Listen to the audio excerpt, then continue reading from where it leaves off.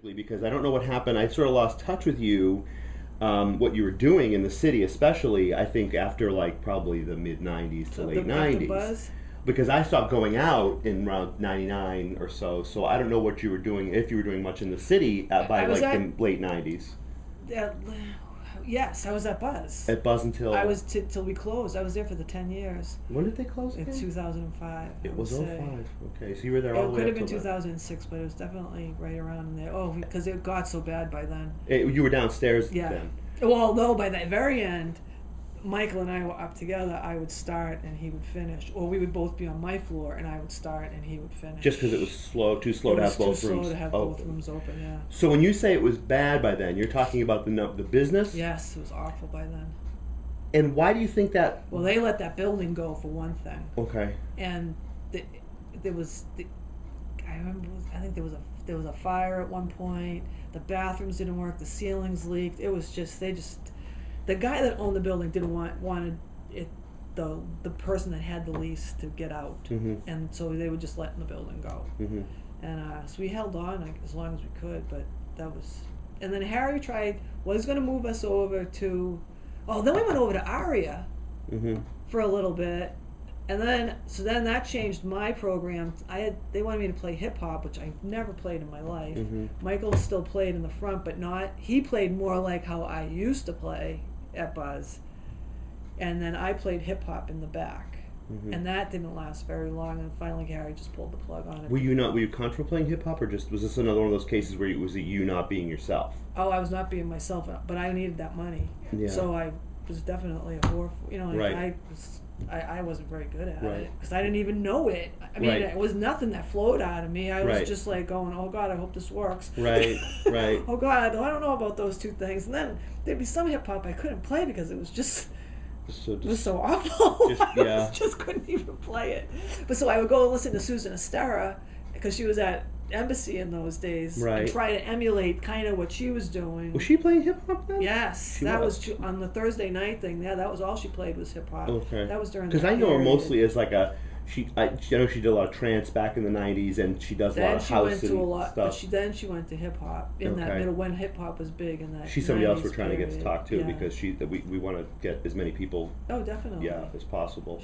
I'm sure she would love. Yeah, she seems like she's sort of interested in it too. Yeah. And then, so that didn't work. But that I sold my soul for. I've sold my soul a number of times, but did not want to work. Then Harry moved me over to. He had the Latin night, and at venue, so they had Adilson in the front, and then Harry had me in the back playing hip hop because he thought that would work. Yeah, that never worked. It did work, but he kept me there. I have to say, people have been very, very, very good to me. Yeah. He kept me there and paid me, even though it wasn't wasn't very popular. Right, but did you find that like Buzz got less busy because I think that what started happening in the 2000s was that.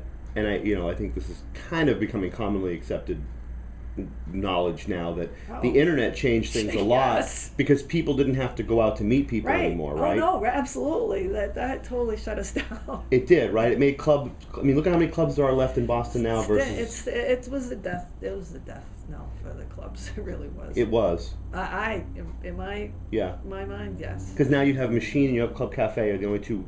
It's 7-day-a-week dance clubs. It's a disgrace that there's no lesbian bar. I mean, not that lesbians use that anyways, but it's a disgrace. This is a major city, for God's sakes. Right. You would think. Right. She just tried to do a women's night on Thursdays there, though, and it didn't really get as much support. Doesn't go. I have been running one with Kristen Porter for a while at different places. She has her Saturday night thing at Machine, but we've tried a bunch of different things, and they just don't stick. But yet, and this would start a whole nother conversation. Yeah. The Guerrilla Gay, the welcoming committee has totally decimated the next part of nightlife. So you can't win for losing. What do you mean they've decimated it? How? So I want to have a night. So I say I have a night. Let's say it's the first Fridays every month. Now that might be a night that they're having a thing. So it sucks all the oxygen. It sucks out of everything because it's this. pseudo sense of underground doing something exciting when it's really not. Right. They have already called this whatever bar it is, be it Tequila Rain or Into a Right. New World. They've already called them and said, we're coming, and they've already worked out a price for themselves to get. But everybody thinks this is like random, and it's not random, and it is a moneymaker. So now I'm gay. I'm trying to have a business myself. I can't have one because. They suck all the air out of it, and then give this money to this random straight bar that they went to when I'm trying to provide something that's steady and consistent. Right.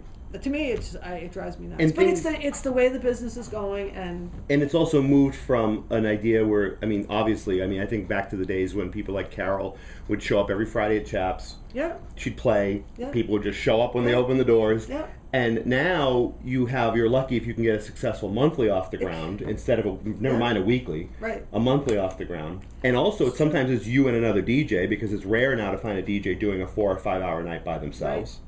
Right. It's hard. It's because hard. sometimes you need that other DJ to help draw people. Because the only way that you can do it is that, with Facebook or your mailing list or whatever. Because we're also all our own promoters now. Right. The venues don't help promote. I'm a lousy. I do promote now, but I would rather not. But it's not our natural inclination to be promoters. You to come. I'm a DJ. That's what I am. Right. So other people there should be an infrastructure of some sort that helps get people in the door, and we don't find much of that anymore. No. How do you find searching for music now? Is it just there's so much now, right? So much that it's hard. It's like a needle in a haystack, even more than it used to be. The thing about going to like a record store like Carol's is that at least she had already kind of winnowed it to some degree. Right. So there was a hierarchy where there were still thousands of records in Europe or wherever. But somebody like Carol was a gatekeeper who would say, okay, well, this is what I think is worth selling in my store. Right. So that you would actually have that part of it done for you.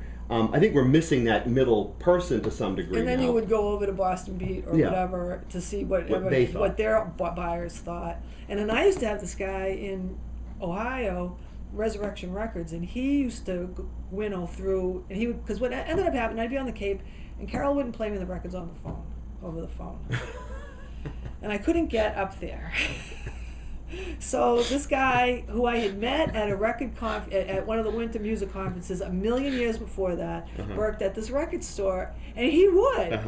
And Carol will never forgive me for it, because I stopped buying records from her, because he would, at 1 o'clock on Tuesday or whatever afternoon, he would have a pile for me. He wanted to know what did I want specifically, but he knew what, and that was his job. But he did this for a ton of DJs, and he would just play the record. He'd just put the phone down. Yep, is that an up or a no? Yeah, and that's how I bought my records. Yeah, her level of service was different. Let's say she wasn't quite. She wouldn't do it. And I'd be like, but I would have spent. And she got so mad at me, so mad at me, and she felt totally betrayed. But she was not willing to do that, and I needed that to be done, because I worked 7 days a week. I had to be, work at 3. I couldn't be coming up here. And the store didn't open till 1. You know what I mean? Like, I just couldn't. There wasn't any way it would work. Right. But there was still people like her who were acting as this middle person in terms of filtering music. This other guy at Resurrection Records did that. So now we're missing, I think, that to some degree, because we all go on.